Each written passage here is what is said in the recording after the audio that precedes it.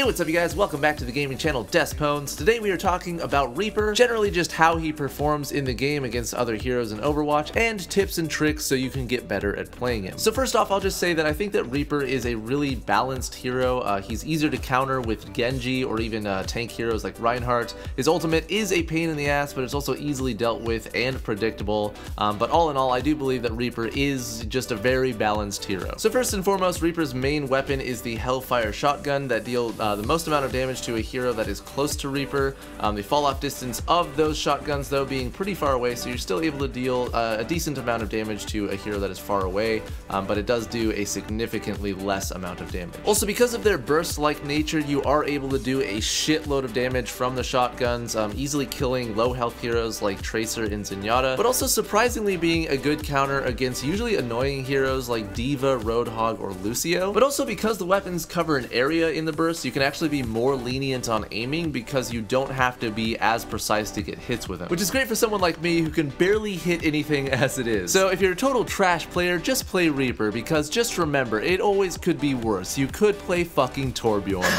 I love fucking Torbjorn. Turrets are so fair. Said no one in the history of this fucking game, but anyways, we're not talking about that right now, so back to Reaper. So Reaper's first ability, Wraith Mode, ignores any damage that would be dealt to Reaper and allows him to get out of a situation that would otherwise fuck you up. For example, Wraith Mode is a great counter to almost any hero's ultimate ability if you time it right.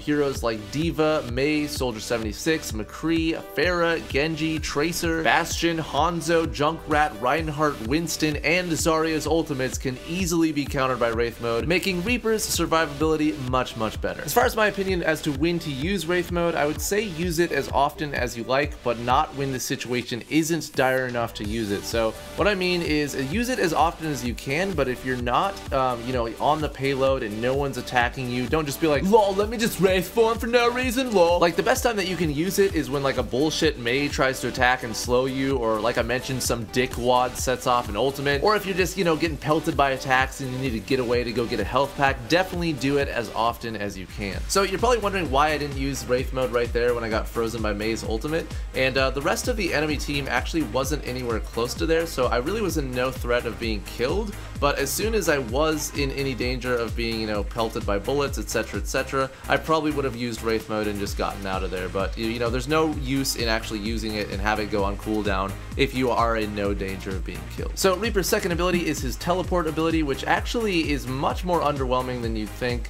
I think even, you know, the best Reaper players don't really use this ability an insane amount in any battle. It is, however, a really good way to get behind an enemy to activate your ultimate or catch them unaware. It's a great way to teleport near a Bastion to completely fuck him up before he can even see you, or a sniper like Hanzo or Widowmaker. But the problem with the teleport is that it actually does take 2 seconds to cast, and your enemy can see where you're teleporting to.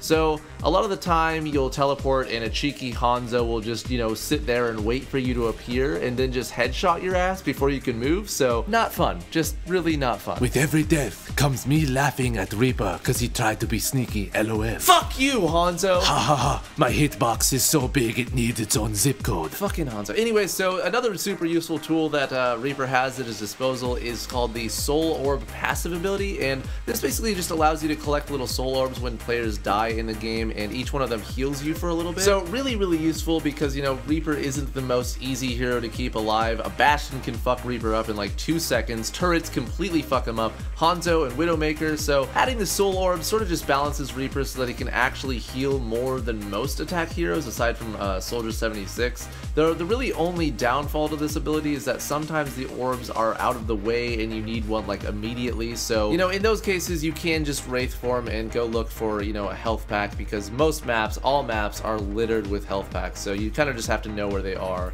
So usually if you are a good Reaper, you're never in any danger of dying unless your team literally just never kills anyone. Also, this next tip is probably the most important tip that I can pass down to you guys. It is a monumental, just giant tip. And that is to get the Nevermore skin. And you're probably thinking, oh man, that's just a joke. No, because this fucking Reaper right here, you're probably like, okay, even chance to win, right? Reaper versus Reaper, total full health, nope. Why? Because I have the fucking Nevermore skin. Just ripped his anus open. So, you know guys, just looking out for you guys, get the Nevermore skin, you will not regret it. Also, if you'd like to see what a Bastion shitting his pants looks like, this is what that looks like. Ah, 2 Reapers! Get fucked! But that is it for today's video, guys. Hopefully you enjoyed it. Also, make sure to leave in the comments down below any future episodes that you'd want to see me do of Overwatch content or otherwise, and I will check those out in the comments. Also, I think in this gameplay I actually went 26-1 with 93% kill participation from my whole team, so to say that Reaper is pretty good is a vast understatement, so hopefully this video showed you that, and this is actually my reaction to me getting 93% kill participation. That's your boy. Not what? Dude, 93. With that said, guys, I will see you next time for another Overwatch gameplay. Thanks so much for watching, and fair winds.